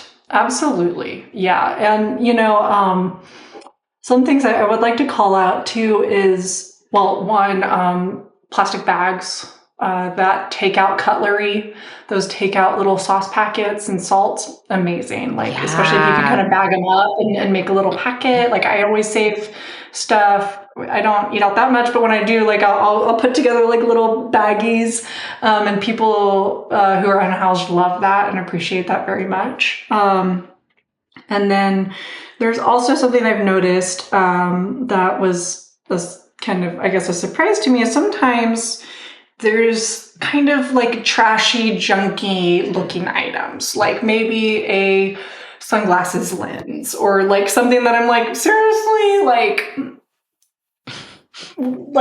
you know, like, why are you bringing your trash here? I think sometimes that can be from people who are just like unconscious or, you know, it's like I know Goodwill receives so much garbage. Yeah, there's that. But sometimes I've noticed a lot of times it's someone who was unhoused, who is super crafty and creative and saw this thing on the side of the road and was like, oh, someone could use that. This is worthwhile. And it's like that mindset from my unhoused friends and neighbors has really been amazing for me as someone who wants to advocate for things getting reused. And so it's helped me kind of shift my mindset of like things like sometimes I'll see like, oh, look at all this junky stuff. But then I'm like, someone probably like kept hold of that because they thought someone else could use it. Yeah. And so, you know, sometimes I gotta like have a little bit of a reframe. I think that's right? great. And I catch myself from just being like, ugh, like people just treat this like garbage, blah, blah, blah, you know, and like getting all frustrated. I'm like, or someone just thought they were being really thoughtful. I've had a lot of moments like that where I'm like, I'm in a situation around the fridge where I immediately assume negative intent. And the person who's behaving in a certain way was coming from a place of wanting to do something kind. And I just misinterpreted it. And I think that's one of the most transformative kinds of situations I've had from hosting a fridge. Like, I don't want people to think that it's like all like perfect, easy butterflies every day. There are difficult things that happen. One example of this that I think is hilarious. I think maybe I told you this one when we had our little call. There was this gentleman who I'd been seeing him around, but we never really interacted. And then one day he knocks on my door and is like, "Hi, I had this spider bite. Like, do you have a medical equipment?" You know, and I had gotten bit by a brown recluse spider, which is like so scary. Yes. No one ever has to like witness what that looks like in person. so gnarly. And I was like, oh, dude, I'm so not prepared for this. But I wash him off. I bandage him up. I took him to a clinic. And he was so sweet, and then I didn't see him for a while, and I'd been kind of wondering about this guy. Fast forward, a couple weeks later, I walk out one day, and there's just an apartment's worth full of stuff. Oh no! Furniture, lamps, a futon frame, a TV, a microwave. I'm just someone literally took their whole apartment and just put it in my driveway. Okay, thanks guys, but I'm so annoyed right now. I'm going down the Instagram, I'm people are so disrespectful, Restore's 5 minutes away, fuck you, and then, I was having a whole tantrum about that, even though, whatever, I have my moments, but, I then see this guy a few weeks later, and he comes running up to me and he's like, hi! He had made me this little paper flower that he brought to me, and he showed me, he wanted to show me his back that he was all healed, and I was awesome. And then he's like, remember when a bunch of stuff was in your driveway? And I'm like, yeah. He's like, that was me! Oh no. He's like, I met this guy who was moving and they didn't know where to take their stuff. And I was like, you have to take it to this lady. She's an angel and she helps people get things they need. And she's the best place to take this. And he was so excited to share this with me. Well, and I was like, bro, I cannot right now. I was like, thank you. I was like, next time, maybe not as much furniture, but I thank you. That was, because in his mind, as someone who's he's been literally sleeping in the dirt. Yeah. Yeah. Okay. He came upon this enormous abundance. And his first thought was here is this person that deserves all this abundance that I can finally provide back because I've benefited so much from this fridge. Yeah. And I cried in that moment, and we hugged each other, and it was so sweet. And I was like, wow, I really just immediately went to someone was such an asshole for doing this. When in his perspective, he was this is the greatest thing ever, Wow. Yeah. I mean, that is a really sweet story though. And I do think it's once again, most people want to do good things, have good intentions. I really believe in the goodness of people, right? And of course your first response would be oh my God, why are people so disrespectful and they're using me as a garbage dump? Because I would feel that way too. But then, and yeah, there are people who would do that for sure. Probably not knowing what a source of stress it would be for you, right? But really it was someone trying to do a good thing, and that is so beautiful. Yeah, there's been times where there was this huge bag of trash left, but it's I then later found out that was stuff that had gotten knocked over by the wind, and it was all over my yard, and someone went and picked up all that trash for me. They just didn't have anywhere to take it. Wow, that's so nice. Where first thought, oh my God, I can't believe someone just came and dumped a bag of trash. Screw you. And no, someone went, took an hour out of their day to clean my yard up for me. Or I've had people who will come. I know it probably happens where people come and take way more than they need. I imagine those people are living in a place of serious scarcity that they would come and hoard resources. It does happen for sure. I'm sympathetic to that. Or maybe they can only get to your refrigerator they're getting a ride from someone, and it's one time this week, and they're just they got to make it work. Exactly. And that's what I've learned. If I actually go through the effort of talking to those people, I find they have a family of 8 people they're providing for, or they're taking all these things to a camp of 20 unhoused people, and they took special orders, or they're helping 3 families out who don't have transportation. So often someone who's taking a lot of things from the fridge is taking it directly to people that desperately need that. And so I'm all for that. Yes, please, that's what it's here for. But if you just see someone roll up and take a bunch of stuff out of the fridge, your first thought is who is this asshole, right? Because that's like how we're conditioned. It We're like, is. we It is. believe that people want to take advantage of things. Yeah. But like the reality is like there might be one person who's gonna like take advantage of the free fridge in a negative way, Mhm. perhaps. Yeah. But then there's 9,999 people who are like, I legitimately need food. Yep. You know, like, Yep. so like if one person out of 10,000 is maybe somehow exploiting this free fridge, which I really doubt, Mhm. who cares? Yeah, You know? right. Like if someone is taking things from the fridge and reselling them, like they probably need the money, you know? Exactly. I know. Right. And more Exactly. stuff will come. It is a practice of transforming a scarcity mindset to an abundant mindset of like there will always be more. We are recirculating resources, right? Like the food Mm-hmm. comes and the food goes and the food comes back and the food goes again. And you know, it's like I've started thinking of resource exchange in this like kind of like circular cycle instead of like, oh, I'm losing out or I'm lacking in something. It's like, no, like I'm putting it out and then it's going to come back to me when I need it.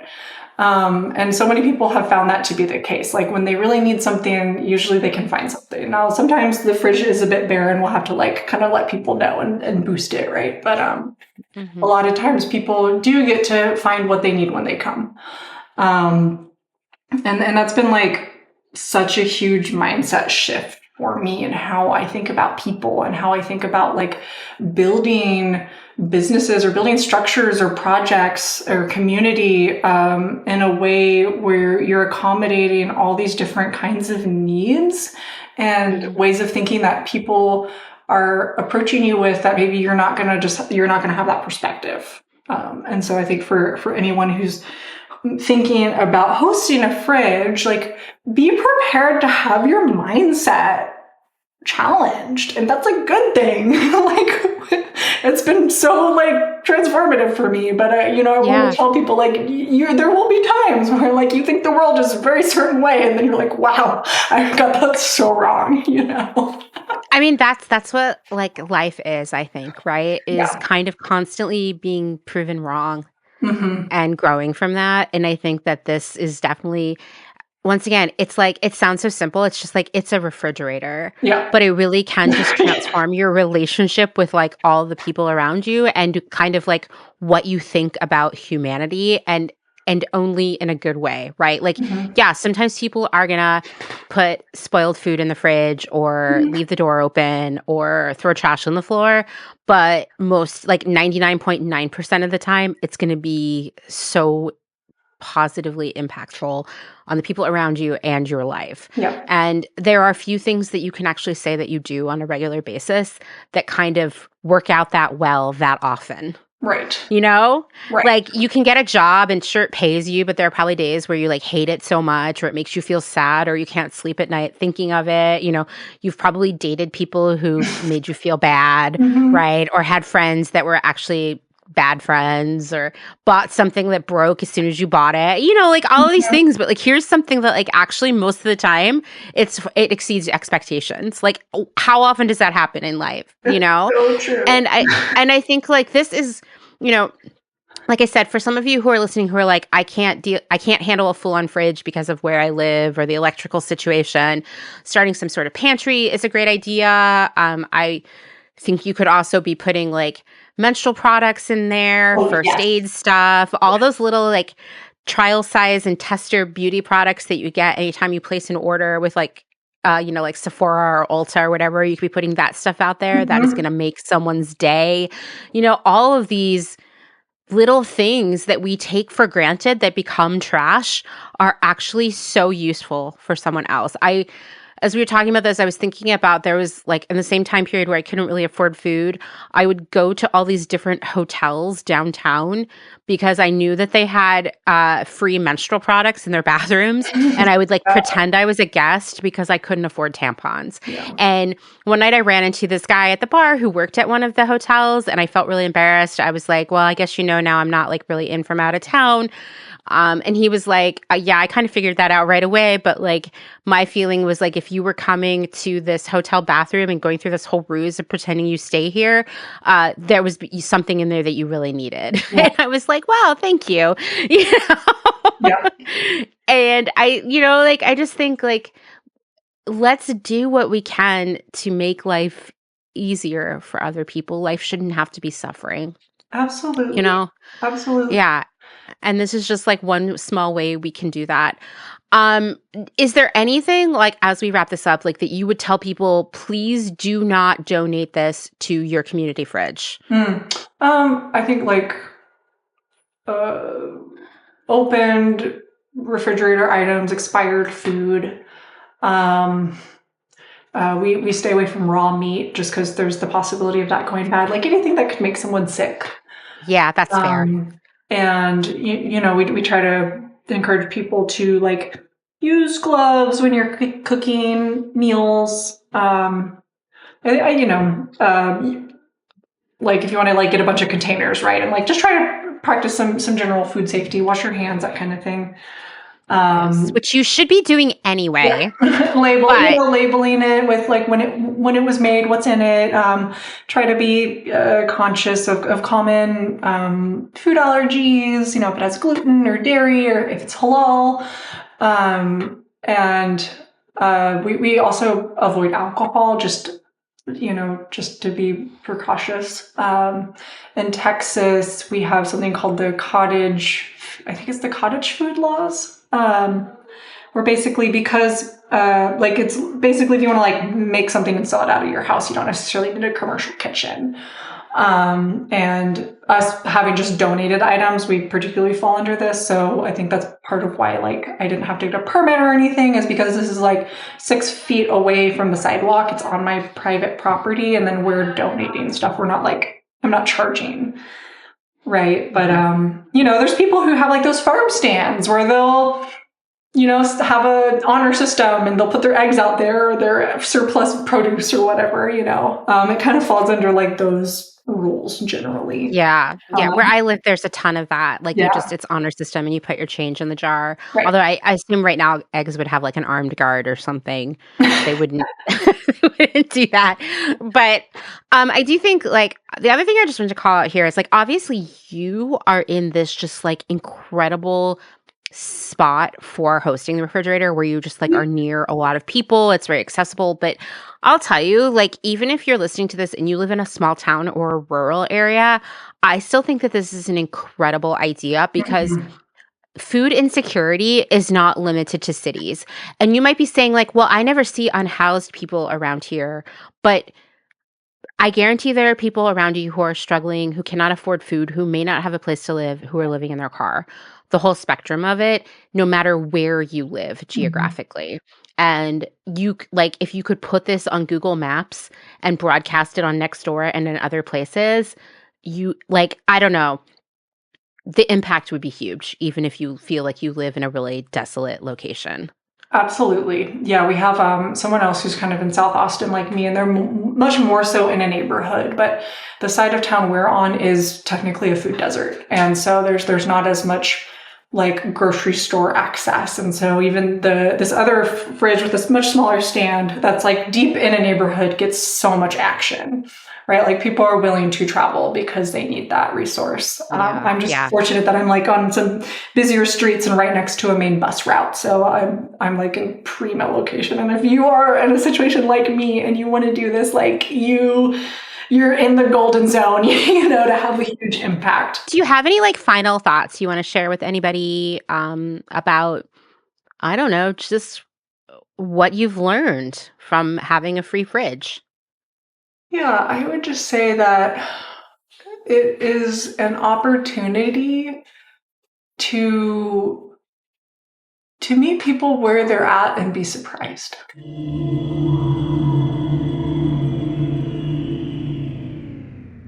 Thank you, Christa, for sharing her passion for community fridges with us. I think passion's the best way to describe it.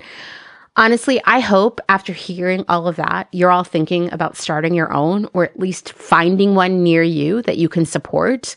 We have one in town in Lancaster here, but I've been thinking a lot about how we can get more in the rural areas of the county. I might just get started with putting the extra stuff from the garden this year at the end of my driveway. I don't know. I'm thinking about all of this right now. If you have questions about community fridges, etc. for Christa, you'll find a link to her Instagram profile in the show notes. And as she said, don't hesitate to reach out to her. I will also share a link to the ATX Free Fridge project, which has a lot more information and will hopefully also get you really excited about doing something like this.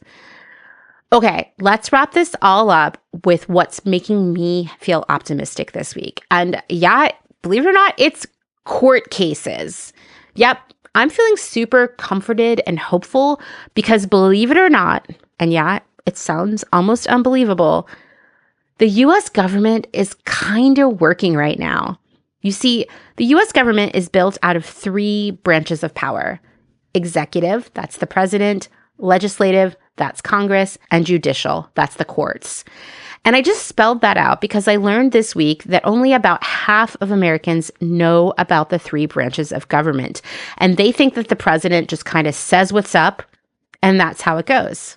But actually, the 3 branches of government were created as a system of checks and balances, preventing any one branch from having too much power. The legislative branch is supposed to make the laws. The executive branch is supposed to enforce the laws, and the judicial branch is supposed to interpret the laws. Now, sometimes in the past, present administration excluded, presidents would sign these executive orders that sort of functioned as laws. But the thing is, whatever they sign, whatever that order may be, it can be undone by the legislative branch passing laws that, negate it, or by the judicial branch via court decisions striking down these executive orders, right? And it has happened in the past. A great example is, Joe Biden released an executive order basically changing many aspects of the student loan system here in the United States, including forgiving a lot of student loans. And the courts, they dismantle it. And that's too bad, right? But on the other side of the coin of executive orders, I guess, the executive order coin, a lot of these really bad executive orders that Trump has been signing, the courts are also dismantling those. And that's a good thing because that's how the system is supposed to work. Many of his executive orders, along with a lot of DOGE actions — I hate saying DOGE, it makes me want to fight someone — they're being overturned by the courts right now. And there are way too many examples to list. I'm also just going to say, before you say it, the media has been covering this. I hear about them every morning on NPR, which, by the way, is free for you to listen to and read. Associated Press, similar thing. Reuters, you can find this information out there, and it is being covered. It's just in a world of epic, nonstop news right now. It's just one of many things being covered. So if you've missed the coverage of these court cases, you're not doing anything wrong. There's just too much to absorb right now, right? But among many cases that are either already have overturned executive orders or are in process, are being heard right now, or just are on the docket, numerous cases have restored the jobs of civil servants that were fired either because of executive orders or DOGE actions. Another case stopped the dismantling of the Consumer Financial Protection Bureau. This is an important one that was built in 2008, 2009 in the wake of the recession.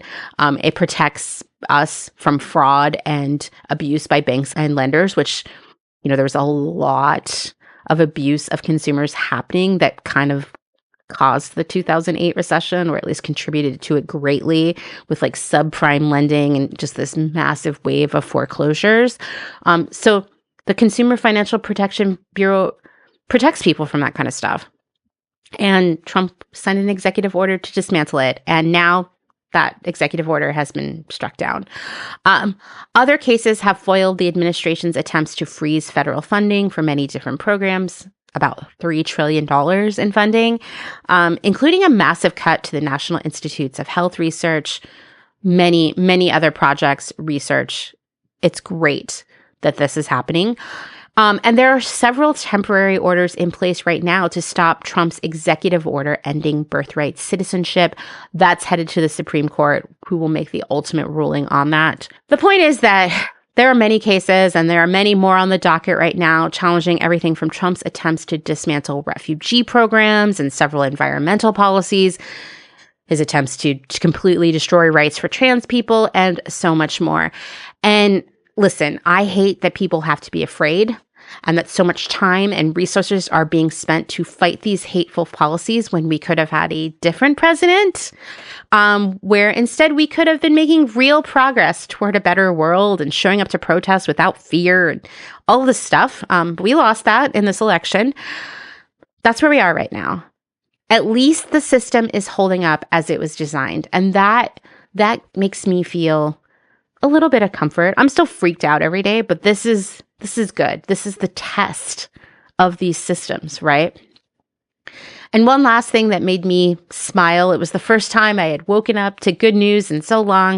And of course, the next day I woke up to bad news again. But last week here in Lancaster County, we helped keep the state Senate blue in a special election in an extremely, and I mean like extremely red part of the county. The first Democratic state senator for that area in almost 150 years.